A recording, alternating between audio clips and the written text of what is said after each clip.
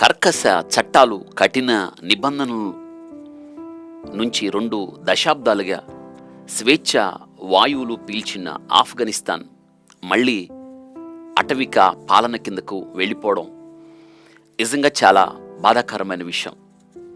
ప్రజలు ఏ యొక్క బానిసత్వాన్ని కోరుకోలేదో, ఏ యొక్క కఠినమైన భయానకమైన చట్టాల నుండి విముక్తి వచ్చింది అనుకున్నారో, సరిగ్గా 20 సంవత్సరాలు తర్వాత మళ్ళీ అవే మధ్యరాతి యుగం యొక్క చట్టాలు, క్రూరమైన ప్రజలను బాధించే భారమైన చట్టాల కింద మరొకసారి ఆఫ్ఘనిస్తాన్ తాలిబాన్ల చేతుల్లోకి వెళ్ళిపోయి ఆఫ్ఘనిస్తాన్నే కాదు ప్రపంచాన్ని నివ్వెరపరిచింది.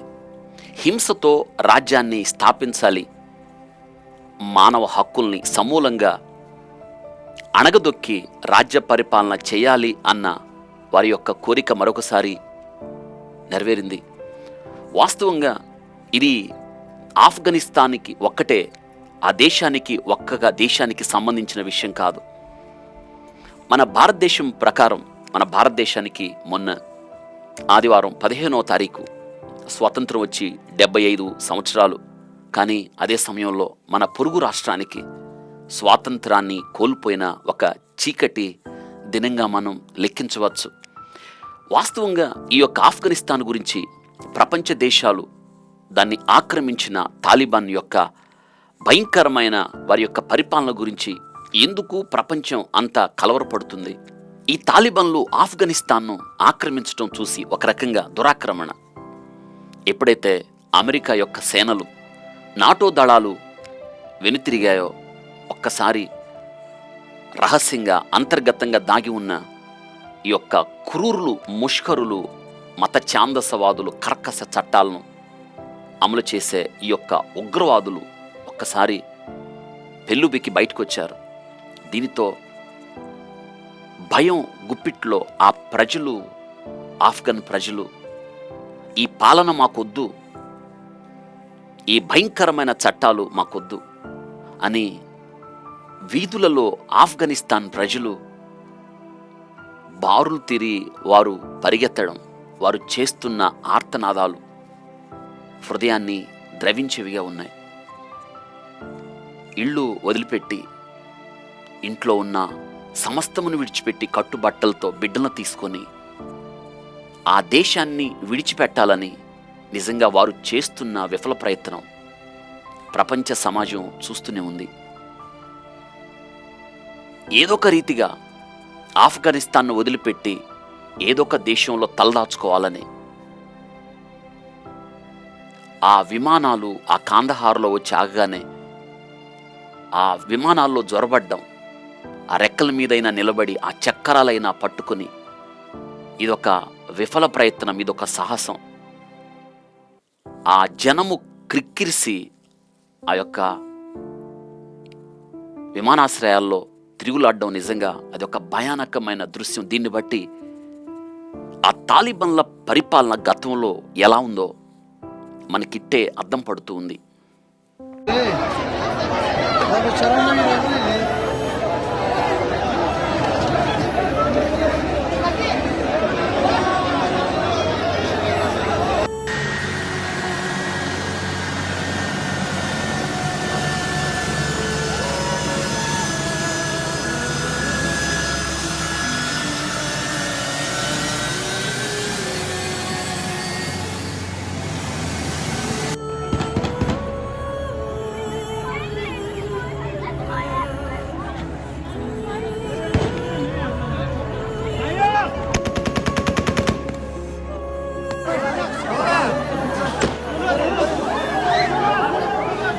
داخل میدان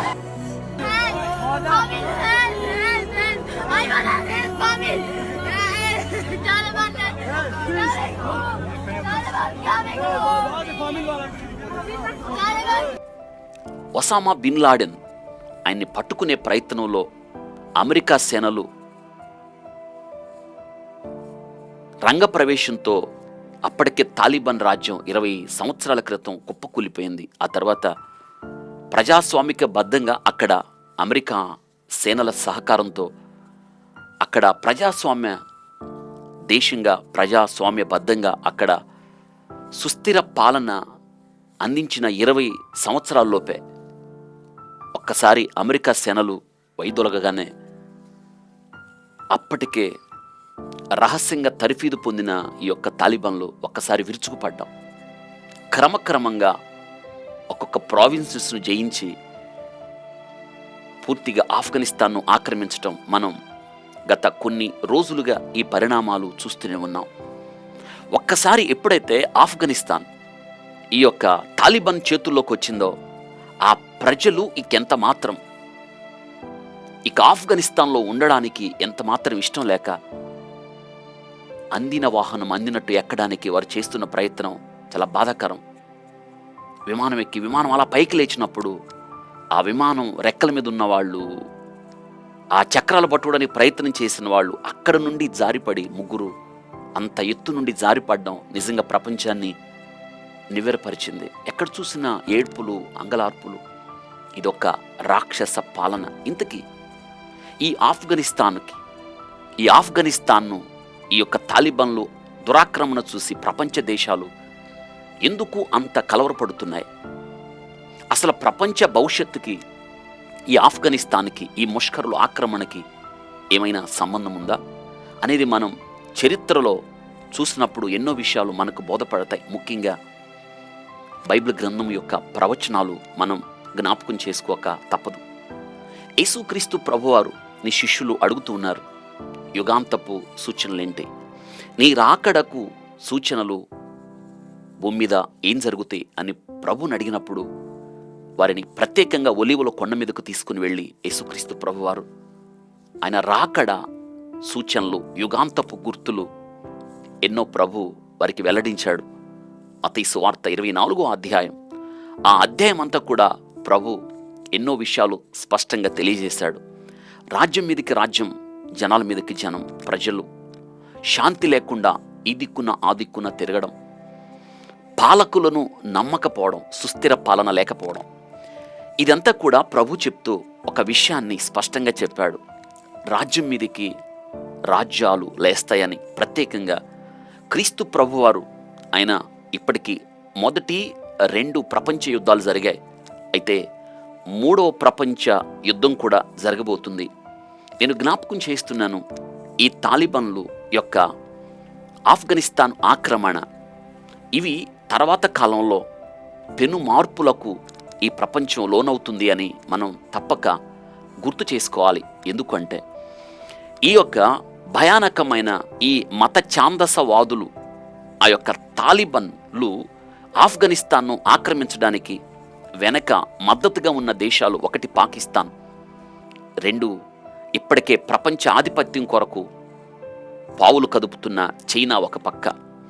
ఇది చాలదన్నట్టు 2 రోజుల క్రితం వారి వెనకున్న రష్యా 3వ ప్రపంచ యుద్ధంలో చాలా కీలక భూమిక పోషిస్తుంది అని మనం వాక్యాల్లో మనం చూస్తూ ఉన్నాం. ఎహెజ్కేలు గ్రంథం 38, 39 అధ్యాయాలు చదివినప్పుడు అందులో ఎన్నో విషయాలు ప్రభు మనకి బోధించాడు. రష్యా ఈ యొక్క 3వ ప్రపంచ యుద్ధంలో, ఎందుకంటే రష్యా చుట్టుపక్కల ఉన్న ఈ యొక్క అరబ్ దేశాలని, అందులో బహుశా ఈ ఆఫ్ఘనిస్తాన్ కూడా కావచ్చు, ఇజ్రాయెల్ దేశానికి చుట్టూ దాని శత్రువులుగా ఉన్న ఈ అరబ్ దేశాలన్నీ కూడా రష్యా సేనలతో కలిసి ఇజ్రాయెల్ దేశం మీదకి యుద్ధానికి వస్తారు. ఇజ్రాయెల్ దేశాన్ని మద్దతిచ్చే దేశాలు ఒక పక్కగా, ఇజ్రాయెల్ కేంద్రంగా, అరబ్ దేశాలను మద్దతిచ్చే దేశాలు ప్రత్యేకంగా రష్యా, చైనా లాంటివి 2 భాగాలు అవుతాయి. ఇదే 3వ ప్రపంచ యుద్ధానికి దారితీస్తుంది అని మనం జ్ఞాపకం చేసుకోవాలి. కాబట్టి మనం నిజంగా ఈ యొక్క ప్రస్తుత ఈ పరిస్థితులు, మన పొరుగు దేశాన ఉన్న ఆఫ్ఘనిస్తాన్ ప్రజల యొక్క దుస్థితిని చూచినప్పుడు, వారి యొక్క బాధ, వారి ఒంటరితనం, రాబోతున్న అటవిక పాలన వారు గుర్తు చేసుకోవడాన్ని చూసి వారి యొక్క బాధ నిజంగా చాలా బాధగా, మనకు కూడా కష్టంగా అనిపిస్తుంది. మనం ఏం చేయగలం? వారి కొరకు మనం ప్రార్థన చేయడం, వారిని మన ప్రార్థనలో జ్ఞాపకం చేసుకోవడం. ఎందుకంటే ఆయన అత్యున్నత సింహాసనం మీద ఉన్నవాడు. మనం ఈ యొక్క తాలిబాన్, ఈ చరిత్ర, వీళ్ళు ఎవరు అసలు? వీరు ఎక్కడి నుంచి వచ్చారు? ఈ మత ఛాందసత్వం, ఈ కర్కసత్వం ఎలా పుట్టింది మనం ఈ యొక్క సంగతులు జ్ఞాపకం చేసుకుంటే ఆఫ్ఘన్ రక్త చరిత్రకు కారణాలేంటో మనం ఖచ్చితంగా తెలుసుకోవాలి. ప్రపంచ భవిష్యానికి ఈ ప్రాంతానికి ఉన్న సంబంధం ఏమిటి? తాలిబ్ అంటే పష్తో భాషలో విద్యార్థి అని అర్థం. పాక్ మదర్సాల్లో చదువుకునే స్టూడెంట్ మిలీషియా తాలిబన్లుగా రూపాంతరం చెందింది. తమ పాలనలో ఉన్న ప్రాంతాల్లో కఠినమైన ఇస్లామిక్ షరియా చట్టం అమలు చేయడం, తమ భూభాగంపై పాశ్చాత్య దేశ బలగాలను తరిమి కొట్టడం వీరి ప్రాథమిక లక్ష్యం. అస్వికన్ ఎస్సాకన్ అని పేరు నుంచి ఆఫ్ఘన్ అను పేరు ఉద్భవించింది. ఈ ప్రాంత నైసర్గ స్వరూపం రీత్యా ఇక్కడ ఎక్కువగా అశ్వాలపై సంచారం ఎక్కువగా ఉండేది. ఈ అశ్వికుల తెగలు నివసించే ప్రాంతం గనుక క్రమక్రమంగా ఆఫ్ఘనిస్తాన్గా మారింది. ఇక్కడ పాలించిన వారందరూ తమ ఆఫ్ఘన్లుగానే చెప్పుకున్నారు. ప్రత్యేకించి పస్తో భాష మాట్లాడేవారికి ఆఫ్ఘన్ పదం వర్తిస్తుంది. ఈ భాష ఇక్కడ స్థానిక భాష. ఆఫ్ఘనిస్తాన్ ప్రాంతం మానవ నివాసం ప్రాచీన శిలాయుగము నాటి ఉంది.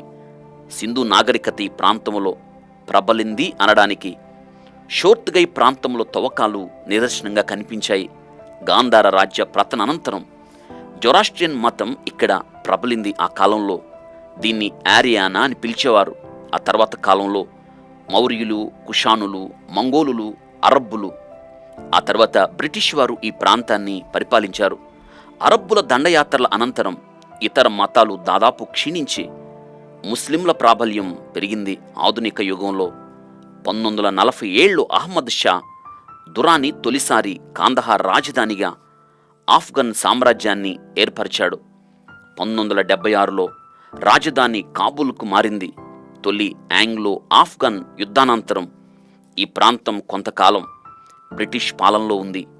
1973లో జహూర్ షాపై జరిగిన తిరుగుబాటు అనంతరం రిపబ్లిక్గా మారింది. 1978 తిరుగుబాటు తర్వాత సోషలిస్ట్ రాజ్యం రూపాంతరం చెందింది. కానీ తిరుగుబాట్లు అధికం కావడం, రష్యాతో ముజాహిద్దీన్ యుద్ధంతో అస్థిర నెలకొంది. 1997లో ఆవిర్భవించిన తాలిబాన్లు 1996 నాటికి ఆఫ్ఘనిస్తాన్ను పూర్తిగా స్వాధీనం చేసుకున్నారు. వీరిపై 2001లో అమెరికా దాడులు జరిపి ఊచకోత కోసింది. అమెరికా అండతో పౌర ప్రభుత్వం ఏర్పాటైంది. 2 దశాబ్దాలు అమెరికా మిత్రదేశాల రక్షణలో ఆఫ్ఘన్లో ప్రజాస్వామ్యం చిగురించడం ఆరంభించింది. 2004లో జరిగిన ఎన్నికల్లో గెలుపొందిన హమీద్ కర్జాయ్ అధ్యక్షుడయ్యాడు. 2014లో అష్రఫ్ గనీ అధ్యక్షుడిగా ఎన్నికై మొన్న 15వ తారీఖు ఆదివారం దాకా పరిపాలించాడు. 20 ఏళ్ల తర్వాత అమెరికా బలగాలు ఉపసంహరణ చేపట్టడం ఆఫ్ఘాన్కు ఆశనిపతంగా మారింది. అమెరికా సేనలు అటు మొహం తిప్పగానే ఇటు తాలిబాన్లు తల ఎగిరేశారు. ఒక ప్రాంతం తర్వాత మరొక ప్రాంతాన్ని ఆక్రమించు రాజధాని కాబూల్కి వచ్చేశారు. అసలు ఎవరు ఈ తాలిబాన్లు? ఆఫ్ఘనిస్తాన్లో మళ్ళీ తాలిబాన్ శకం మొదలు కావడంతో ప్రపంచవ్యాప్తంగా ప్రకంపనలు సృష్టిస్తుంది. పాశవికతకు మారుపేరుగా నిలిచిన ఈ యొక్క తాలిబాన్ల ముఠ ఎలాంటి అకృత్యాలకు పాల్పడుతుందోనన్న ఆందోళనలు వ్యక్తమవుతూ ఉన్నాయి. మధ్యరాతి యుగము నాటి సూత్రాలను నమ్మిన తాలిబాన్ల ప్రస్తావన నిజంగా భయానకం. పష్తో భాషలో తాలిబాన్ అంటే విద్యార్థి. 1990లో ఆఫ్ఘనిస్తాన్లో సోవియట్ సేనలపై పోరాడిన వివిధ మొజాహుద్దీన్ వర్గాలు రష్యా నిష్క్రమణ తర్వాత సంపీర్ణ ప్రభుత్వాన్ని ఏర్పాటు చేశాయి. అయితే మొజాహుద్దీన్ నాయకులు పాలన గురించి పట్టించుకోకుండా నిరంతరం కలహాల్లో మునిగి తేలేవారు. జనంపై విపరీతంగా పన్నులు వేసేవారు. డబ్బుల కోసం కిడ్నాప్పులకు తెగబడేవారు. దీంతో దేశమంతటా అరాచకం తాండవించింది. ఈ నేపథ్యంలో 1994లో తాలిబాన్ల ముల్లా ఒమర్ నాయకత్వంలో దేశంలో సుస్థిరతను నెలకొల్పడానికి రంగంలోకి దిగారు. సౌదీ అరేబియా నిధులతో ఉత్తర పాకిస్తాన్లో నిర్వహించిన ఇస్లామిక్ విశ్వవిద్యాలయాల్లో వారు చదువుకున్నారు. వ్యవస్థాపక సభ్యులంతా ఒమర్ విద్యార్థులే కావడం వల్ల ఆ ముఠాకు తాలిబాన్ అని పేరు పెట్టారు. తాలిబాన్ ముఠాలో తొలుత ముజాహిద్దీన్ ఫైటర్లు ఉండేవారు. పాకిస్తాన్ సైన్యం, సైనిక గూఢాచారి సంస్థ ఐఎస్ఐల అండదండలతో తాలిబాన్లు ఆఫ్ఘన్ ముజాహిద్దీన్ వర్గాలను ఓడించి 1998 కల్లా దేశాన్ని చాలా వరకు తమ ఏలుబడిలోకి తెచ్చుకుని శాంతి భద్రతలను పునరుద్ధరించారు. చాలా కాలం పాటు యుద్ధ సంక్షోభములో నానా అగచాట్లు పడిన ఆఫ్ఘన్ ప్రజలకు ఆ సమయంలో అది కొంతవరకు గొప్ప ఊరటననిపించింది. ప్రారంభంలో ఈ ముఠాకు మంచి ఆదరణ లభించింది. నేరాలు, అవినీతిని అరికడతామన్న వారు హామీ కొంత స్వాంతన కలిగించింది. పాలనలోకి వచ్చాక తాలిబన్ల నిజ స్వరూపాన్ని చాటారు. ఇస్లామిక్ పేరిట షరియా కఠినమైన చట్టాలను అమలు చేశారు. హంతకులను అక్రమ సంబంధానికి పాల్పడినట్టు అనుమానిస్తున్న స్త్రీ పురుషులను బహిరంగంగా తలలు నరకడం లేదా ఉరి తీయడం, చోరీలకు పాల్పడిన వారు చేతులు నరకడం వంటి మధ్యయుగాల నాటి శిక్షలు అమలు చేశారు. పురుషులు గడ్డాలు పెంచుకోవాలని, స్త్రీలు తప్పనిసరిగా బురకాలు ధరించాలని ఆదేశించారు. 10 ఏళ్ల పైబడిన బాలికలు పాఠశాలకు వెళ్లకూడదని ఆంక్షలు విధించారు. సంగీతం, టీవీ ఎంటర్టైన్మెంట్ అన్ని కూడా నిషేధించారు. పరమత సహనానికి వారి నిఘంటువులో స్థానమే లేకుండా పోయింది. 2001లో బుమియాన్ బుద్ధ విగ్రహాలను ఫిరంగులతో పేల్చివేయడం దీనికి నిదర్శనం. తాలిబన్లకు పుట్టినిల్లు పాకిస్తాన్. ఈ వాస్తవాన్ని పాక్ నిరాకరిస్తున్న తాలిబాన్ తొలితరం నాయకులు పాక్ మదర్సాల్లోనే చదివేరనేది ఒక వాస్తవం. ఒక దశలో తాలిబాన్లు పాకిస్తాన్లోనూ అస్థిరత సృష్టించారు. పెషావర్లో ఒక పాఠశాలపై దాడి చేసి విద్యార్థులను ఊచకోత కోశారు. అప్పటి నుండి పాక్కులో వారి ప్రాబల్యం క్షీణించింది. ఈ ఆఫ్ఘనిస్తాన్ ఎప్పుడు కూడా అగ్రరాజ్యాల ఆటలో ఒక పావుగానే మారింది అన్నది చరిత్రక వాస్తవం. కోల్డ్ వార్ సమయం నుండి ఆఫ్ఘనిస్తాన్ రంగస్థలంపై ఇతర దేశాల ఆట ప్రారంభమైంది అంటారు. కానీ 19వ శతాబ్దంలోనే ఈ ప్రాంతంపై అప్పటి ప్రపంచ అగ్రరాజ్యాలు బ్రిటన్, రష్యాల కన్నుపడింది. ఆఫ్ఘనిస్తాన్తో పాటు కీలకమైన మధ్యాసియా ప్రాంతాలను గుప్పిట్లో ఉంచుకునేందుకు ఈ 2 సామ్రాజ్యాలు చేసిన ప్రయత్నాలను ద గ్రేట్ గేమ్గా అభివర్ణిస్తారు. ఇండియాను ఆక్రమించుకునేందుకు రష్యా ప్రయత్నిస్తుందని, బ్రిటన్ మధ్యాసియాలపై బ్రిటన్ పట్టు బిగుస్తుందని రష్యా పొందిన భయాలు అంతిమంగా ఆఫ్ఘనిస్తాన్పై ప్రభావం చూపాయి. రష్యా నుంచి బ్రిటిష్ ఇండియాను, బ్రిటిష్ సముద్ర వాణిజ్య మార్గాలను రక్షించుకునేందుకు ఆఫ్ఘనిస్తాన్ను రక్షణ కవచంలా వాడుకోవాలని బ్రిటన్ భావించింది. కానీ ఈ ప్రాంతాన్ని న్యూట్రల్ స్టేట్గా ఉంచాలని రష్యా భావించింది. బ్రిటన్ దాడుల ఫలితంగా ఆంగ్లో ఆఫ్ఘన్ యుద్ధాలు ఆరంభమయ్యాయి. అదే అదనుగా ఈ ప్రాంతానికి సాయం చేసే వంకతో రష్యా కాలుమోపింది. షామీర్ బౌండరీ కమిషన్ నిబంధనలపై సంతకాలతో 1895లో గ్రేట్ గేమ్ ముగిసినట్లు భావించారు. ఈ నిబంధనలో ఆఫ్ఘనిస్తాన్, రష్యా సరిహద్దులను నిర్ణయించారు. 1919వ సంవత్సరంలో స్వాతంత్రం ప్రకటించుకున్న తరువాత ఆఫ్ఘన్కు అమానుల్లా ఖాన్ రాజయ్యాడు. అయితే మరోమారు ప్రపంచ అగ్రరాజ్యాలు ఆఫ్ఘన్లో ఆటలు ఆరంభించేందుకు 1970లో అవకాశం వచ్చింది. 1973లో అప్పటి రాజు జహీర్ షా బావమర్ది సర్దార్ దావూద్ ఖాన్ రక్తపాతం లేకుండా తిరుగుబాటు జరిపి రాజ్యాన్ని చేజిక్కించుకోగా 1978లో దావూద్ ఖాన్తో పాటు పలువురిని చంపి the communist people's democratic party of Afghanistan అధికారంలోకి వచ్చింది.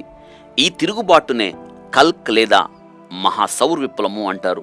అదే ఏడాది పీడీపీఏలో అంతఃకలహాల సాకుతో రష్యా 1979లో ఆఫ్ఘన్ను ఆక్రమించి కీలుబొమ్మ ప్రభుత్వాన్ని ఏర్పరిచింది. ఈ ప్రభుత్వం తీసుకొచ్చిన సంస్కరణలు దేశంలో మత ఛాందస్సులకు నచ్చలేదు. దీంతో మొజాహుద్దీన్ పేరుతో వీరు తిరుగుబాట్లు చేశారు. వీరికి పాకిస్తాన్, అమెరికా ఆయుధాలు ఆ సమయంలో ధనం సమకూర్చి వాటికి సహాయం చేశాయి. మరోవైపు పీడీపీఏకు రష్యా మద్దతు లభించింది. ఆ విధంగా కోల్డ్ వార్ కాలంలో అటు అమెరికా, ఇటు రష్యా ఆటలకు ఆఫ్ఘన్ కేంద్రమైంది. 9 ఏళ్లు సాగిన ఈ ప్రచ్ఛన్న యుద్ధంలో సుమారు 5,70,000 మంది మరణించారు. దాదాపు 60 లక్షల మంది స్థానికులు శరణార్థులయ్యారు. దేశమంతటా యుద్ధ వాతావరణం నెలకొంది. రష్యా వ్యతిరేకులకు పాకిస్తాన్ కేంద్రంగా ఉంది. ఈ తలనొప్పులు తట్టుకోలేక 1989లో సోవియట్ దళాలు వెనక్కి తిరిగాయి. ఎప్పుడైతే రష్యా వెనక్కు మరలిందో అప్పుడే ఆ ప్రాంతంపై అమెరికాకు ఆసక్తి పోయింది.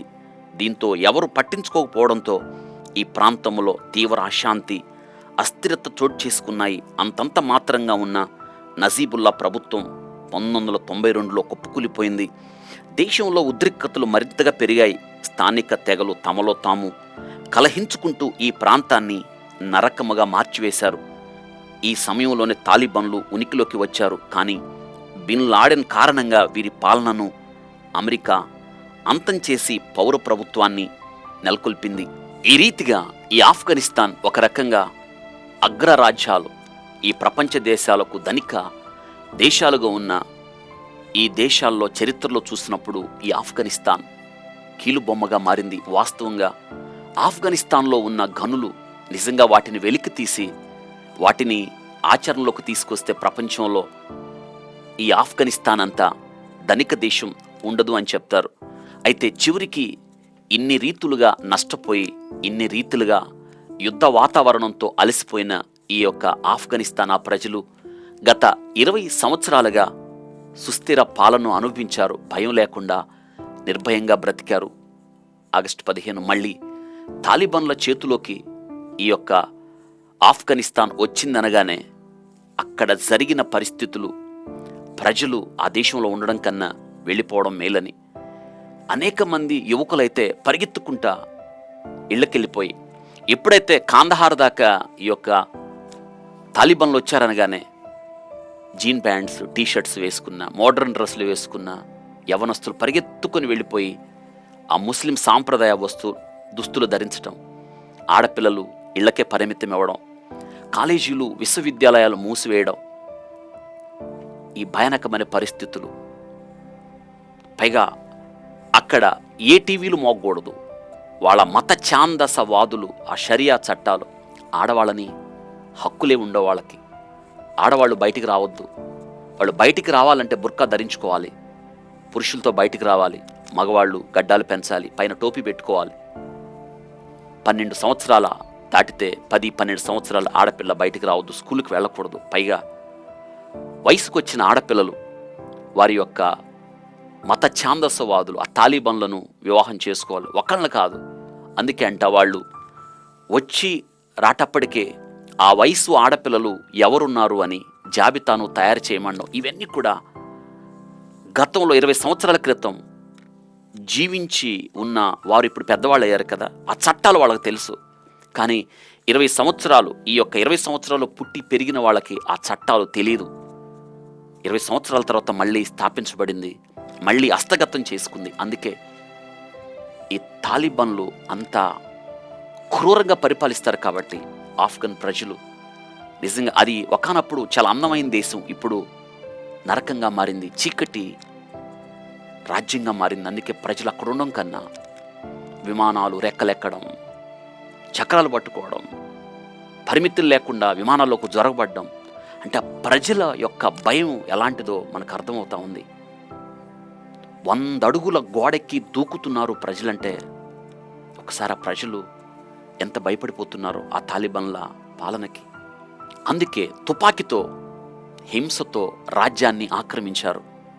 ఇది అనేకులకు స్ఫూర్తి అవుతుంది అని ప్రపంచ దేశాలు భయపడుతున్నాయి. అనగా ఈ ప్రపంచం హింస వైపు పరుగులు తీస్తూ ఉంది. ఈ తాలిబాన్ల రాజ్యాన్ని ఇప్పటికే మద్దతు ఇచ్చేవి ఇప్పుడే వాటి మద్దతును బయటికి వెల్లడి చేశాయి. పాకిస్తాన్, చైనా, ముఖ్యంగా బైబిల్ ప్రవచనాల్లో కీలకంగా స్థానం ఆక్రమించిన రష్యా, ఇవి అన్నీ ఏకమై ఇవన్నీ రేపటి దినాన హింస చేత ప్రేరేపించబడతాయి. ఇవే భూమి మీద అశాంతి పరిస్థితులు నెలకొల్పడానికి ఆజ్యం పోస్తాయి. చివరికి ఇజ్రాయెల్ కేంద్రంగా ఉన్న ఈ ప్రపంచం మనం గమనించినప్పుడు అరబ్ దేశాలు కూడా రేపటి కాలం ఆ ముస్లిం దేశాలకే మద్దతు ఇస్తాయి.